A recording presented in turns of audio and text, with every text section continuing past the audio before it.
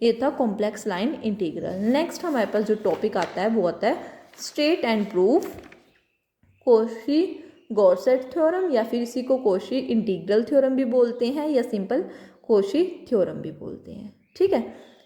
Statement में क्या है, if a function F Z is in analytic and single value inside or simple closed contour C, then fz dz over the contour C is equals to 0। मतलब क्या कहा हुआ है कि जो हम फंक्शन लेके चल रहे हैं वो क्या है, एनालिटिकल भी है और सिंगल वैल्यू भी है। सिंगल वैल्यू किसके अंदर, कंटूर सी के अंदर। कंटूर का मतलब क्या है, कोई भी क्लोज्ड फिगर। ठीक है, तो क्लोज फिगर के अंदर क्या है, वो सिंगल वैल्यू भी है, एनालिटिकल भी है। एनालिटिक का मतलब क्या होता है कि वो डिफरेंशिएबल है, किस पे, उस पॉइंट पे भी, और उसके जो नेबरहुड में जो पॉइंट्स हैं उस पे भी क्या है, वो डिफरेंशिएबल है। ठीक है, और अब वैसे भी हम एनालिटिकल फंक्शन डिटेल में भी कर चुके हैं, तो वहीं से ये क्या दिया हुआ है कि जो एफ जेड है वो एनालिटिकल है, और सिंगल वैल्यू भी मैंने आपको समझाया था कैसे होती हैं। तो हमें ये प्रूव करना है। इसको प्रूव करने से पहले हमें गॉर्सेट लेमा करना पड़ेगा। उसमें देखो गॉर्सेट लेमा में क्या कहा है, given positive E it is possible to divide region C into finite number of parts, either they are complete square और पार्शियल स्क्वेयर डिगैन, such that with each mesh there exists a point z node for which fz minus fz node divided by z minus z node minus f dash z node is less than epsilon। इसमें क्या कहा है कि हमें कोई भी, हमने क्या ले लिया, एक रीजन लिया, एक कंटूर लिया सी, उसको हम क्या कर सकते हैं, मैशेस के अंदर डिवाइड कर सकते हैं। मैशेस का मतलब यहाँ पे क्या लेके चल रहे हैं हम, कि हम उसको पार्ट्स के अंदर डिवाइड कर सकते हैं। पार्ट्स के अंदर डिवाइड कर सकते हैं तो हमारे पास क्या बनेगा, हमारे पास बनेगा, देखो मैं इसको जूम करके दिखाती हूँ आपको, हमारे पास क्या बनेगा,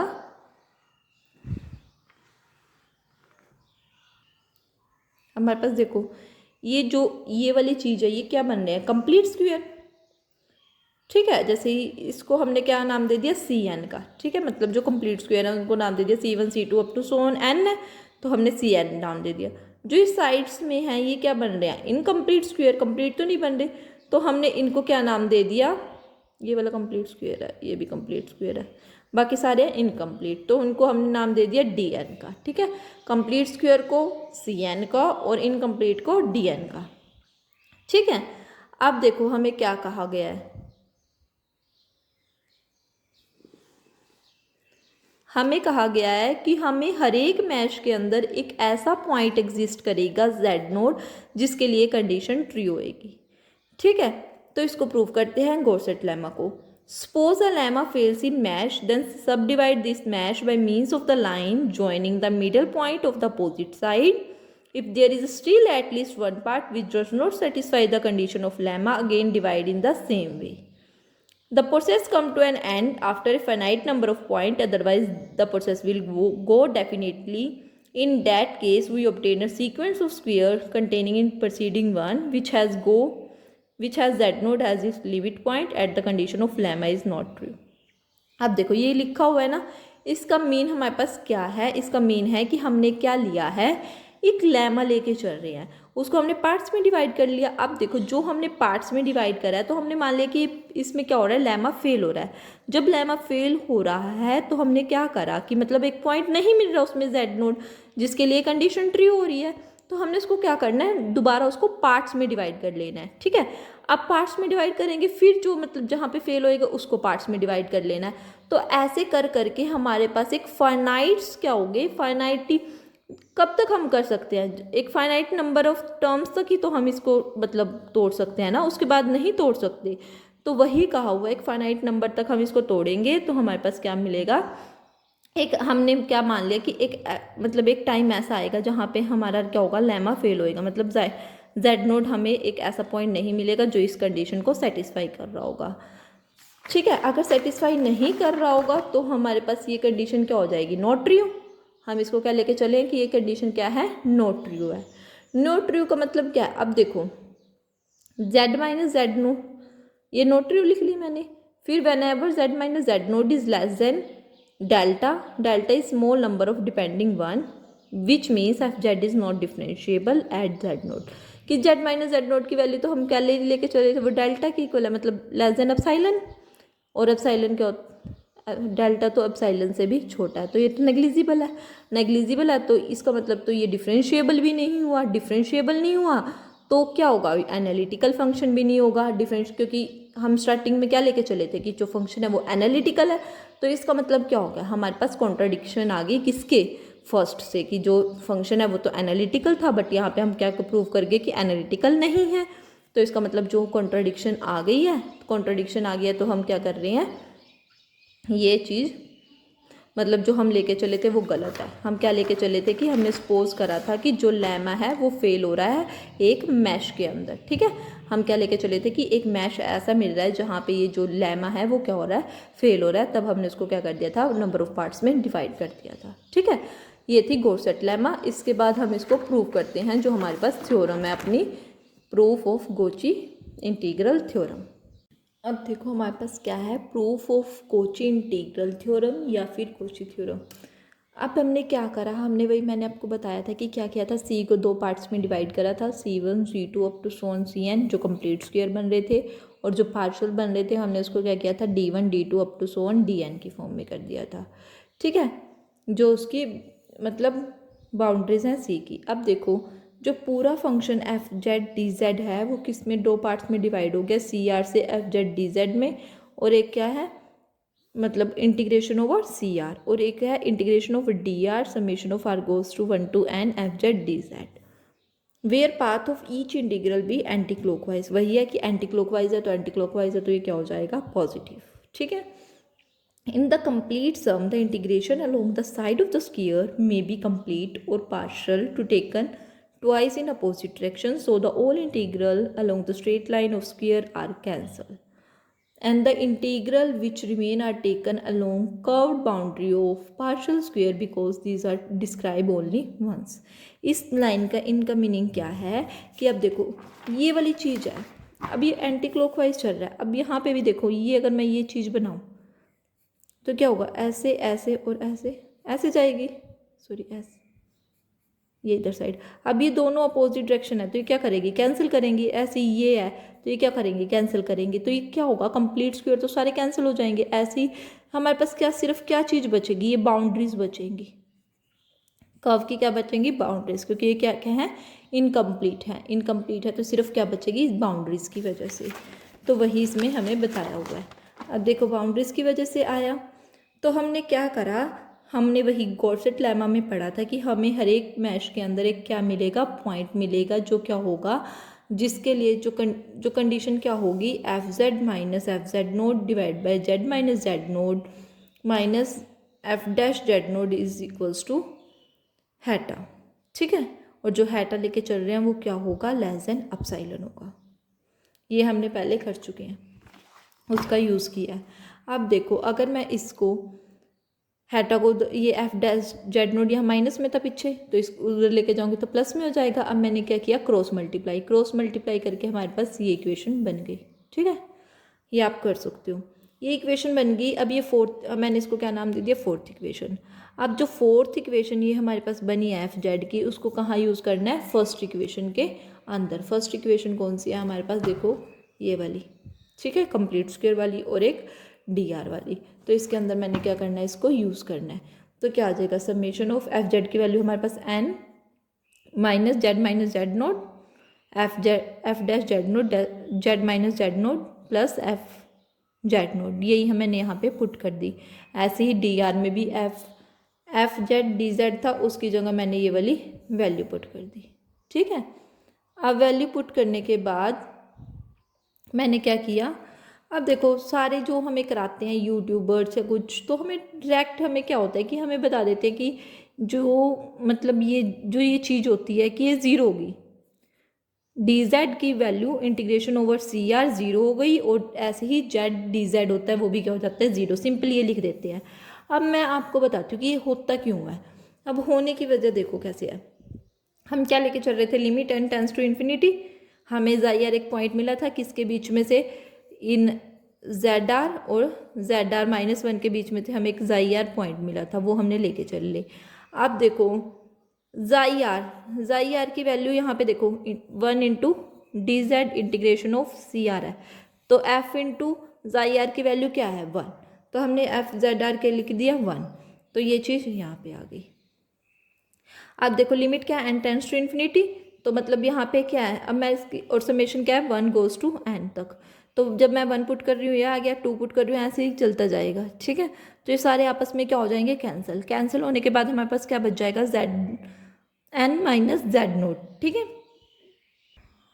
क्या बच गया, z n minus Z naught. अब देखो अब इसको जेड एन को भी मैं क्या लिख सकती हूँ, जेड नोट, क्योंकि जो क्लोज कर्व होते हैं उसका जो स्टार्टिंग पॉइंट होता है और एंडिंग पॉइंट होता है वो सेम होता है, इसी कारण मैंने जेड एन को भी 0 0, तो आपस में कैंसिल हो गया, क्या हो गया 0। ठीक है, अब देखो जेड डी जेड की वैल्यू निकालेंगे तो क्या होगी, limit n tends to infinity, वही एफ आर ये फंक्शन।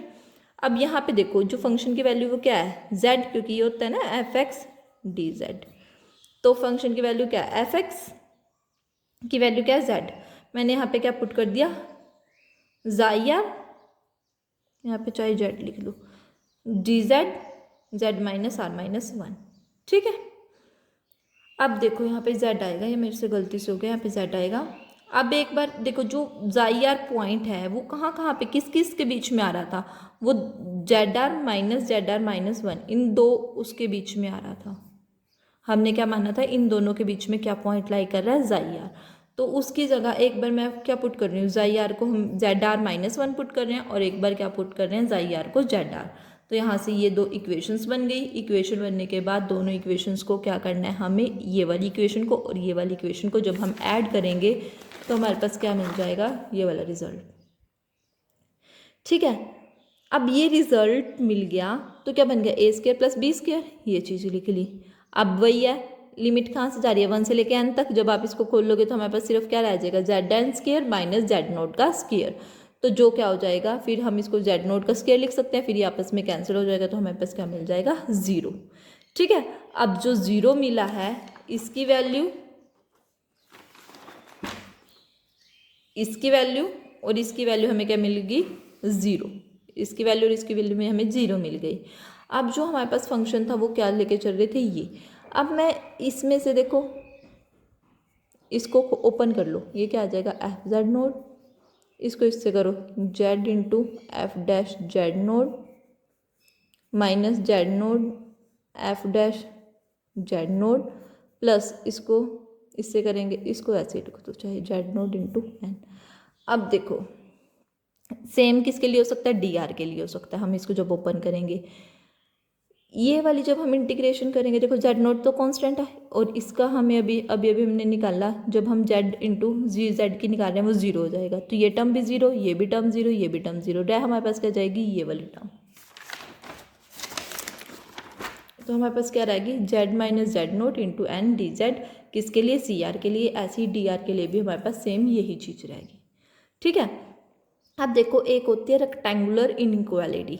रेक्टेंगुलर इनइक्वालिटी क्या होती है कि जो x प्लस वाई वो किसके इक्वल हो जाता है, वो लेस देन होता है किसके, x प्लस वाई की। ये हमने बीएससी में की हुई है। ठीक है, तो ऐसे ही इन दोनों का मोड है पूरे, ये x मान लिया, ये y हो गया, तो जब हम अलग अलग मोड लेंगे किसका और किसका, वो क्या हो जाएगा, लेस देन इक्वल्स टू इसके। ठीक है, x मोड के y मोड के, तो ये वाली चीज़ आ जाएगी। अब देखो, अब मैंने क्या किया, अब मैंने इसको भी आगे फर्दर डिवाइड कर दिया, इसका फिर इसका हेटा का अलग ले लिया और डी जेड का अलग ले लिया। ऐसे ही इसमें डी आर वाले में केस में क्या ले लिया, इसका अलग और इसका अलग। ठीक है, अब देखो make use of third in equation 9th we get. अब इक्वेशन थर्ड कौन सी थी, अब देखो इक्वेशन थर्ड हमारे पास कौन सी थी, जो n की वैल्यू थी, मतलब जो हेटा की वैल्यू थी वो क्या थी, लेस देन एप्सिलॉन। ठीक है, लेस देन एप्सिलॉन थी, तो हेटा को हम क्या लिख सकते हैं, लेस देन एप्सिलॉन। ऐसे ही इसमें भी हेटा को क्या लिख सकते हैं, लेस देन एप्सिलॉन, तो हमारे पास ये चीज़ बन गई। ठीक है, अब हमें किस चीज़ की वैल्यू निकालनी रहेगी, जेड माइनस जेड नोट की, डी जेड की। ऐसे ही इसमें इन दोनों की वैल्यूज़ निकालनी रहेगी। अब देखो इसकी वैल्यूज़ कैसे निकाल लेंगे, देखो अब हम लेके चले हैं let L r and A r, मतलब लेंथ और एरिया। ठीक है, किसका है ये, कंप्लीट स्क्वायर का, और जो इनकम्प्लीट स्क्वायर है उसको हमने क्या ले लिया, L R dash A R dash, ठीक है, वो क्या ले लिया, लेंथ और एरिया ले लिया इनकम्प्लीट स्क्वायर्स का। तो अब देखो क्या करना है, अब हमें डी जेड की वैल्यू कैसे निकालेंगे, integral over C r mod of d z is equals to perimeter of square, क्योंकि जो पेरीमीटर ऑफ स्क्वायर होएगा उसी की इक्वल होगा। तो क्या हो जाएगा 4 इंटू साइड, 4 इंटू साइड मतलब जो स्क्वायर की साइड से वो कितनी है, एल आर मान ली हमने, तो फिर लेंथ हमने एल आर मान के चले थे ना, तो क्या आ जाएगी 4 इंटू एल आर, ठीक है। ऐसे अब देखो z minus Z naught mod कैसे निकालेंगे, जब हम एक्स माइनस वाई का मोड निकालते तो कैसे निकालते थे, x square plus y square का अंडर रूट। तो ऐसे ही जेड माइनस जेड नोड का कैसे निकालेंगे, एल का स्क्वायर प्लस फिर सेकंड वाला देखो लेंथ ये वाली L square plus L square का अंडर रूट, तो क्या हो जाएगी √2 एल आर, ठीक है। अब देखो जब हम इनकम्प्लीट स्क्वायर्स लेंगे, इनकम्प्लीट स्क्वायर्स में क्या होगा, एक तो ये वाला होगा और साथ में क्या होगा उस कुछ एक्स्ट्रा पार्ट, तो कुछ एक्स्ट्रा पार्ट को मैंने क्या नाम दे दिया, डेल आर का, और ये तो हमें पता है एल आर है, ये भी एल आर है, ठीक है। तो देखो डी जेड कैसे हो जाएगी, perimeter of the square plus में जो एक्स्ट्रा पार्ट है वो मैं क्या मान के चली हूँ, डेल्टा आर, ठीक है। अब नेक्स्ट देखो फिर अब हम क्या करेंगे, यहाँ पे एफ जेड की वैल्यू निकालेंगे, ठीक है। ये देखो एफ जेड डी जेड किसके इक्वल हो जाएगा, लेस देन एप्सिलॉन, क्योंकि वहाँ पे पुट किया ना ये वाली इक्वेशन में, जो हमारे पास ये वाली इक्वेशन थी जेड माइनस जेड नोट की और डी जेड की वैल्यू पुट कर दी, तो जेड माइनस जेड नोट की वैल्यू पुट करी तो क्या आ जाएगा √2 एल आर डी जेड, ऐसे ही √2 एल आर डी जेड, ठीक है। डी जेड की क्या वैल्यू थी 4 एल आर, और इसमें डी जेड की क्या वैल्यू थी 4 एल मतलब डैश प्लस एप्सिलॉन आर, तो क्या हो जाएगी लेस देन एप्सिलॉन, ये चीज़ आ गई। अब देखो मैंने क्या किया है, जो ये वाली टर्म है और ये वाली, इसको इसके अंदर मल्टीप्लाई कर दो, फिर इसको इससे मल्टीप्लाई कर दो, तो हमारे पास 2 टर्म्स बन जाएंगी। वो कैसे बनेगी देखो, क्या लिख सकते हैं इसको, √2 एल आर स्क्वायर 4√2 प्लस में क्या लिखेंगे √2 L R dash delta R, ठीक है। और ये तो चलेगा ही summation over R1 to N ये चीज़। अब इन दोनों ये वाली टर्म और ये वाली टर्म, इन दोनों में से क्या कॉमन आ गया 4√2, और फिर अंदर क्या रह जाएगा L R square plus L R dash का होल स्क्वायर, और ये वाली टर्म जो सी ये वाली थर्ड टर्म थी वो एज इट इज़ रहेगी, ठीक है। अब देखो ये चीज़, अब मैंने समेशन अलग अलग ले लिया, इसके साथ ये इसके और इसके साथ, ठीक है। अब देखो जब हम समेशन लेंगे मतलब लेंथ के स्क्वायर का, तो क्या बन जाता है वो एरिया,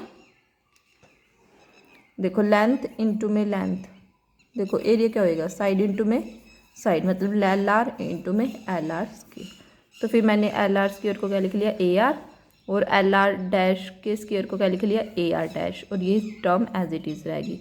अब देखो ये टोटल मैंने इसके और इसके को क्या मान लिया टोटल का ए, और इसको क्या मान लिया बी, तो समेशन √2 4a प्लस बी ये आ गई।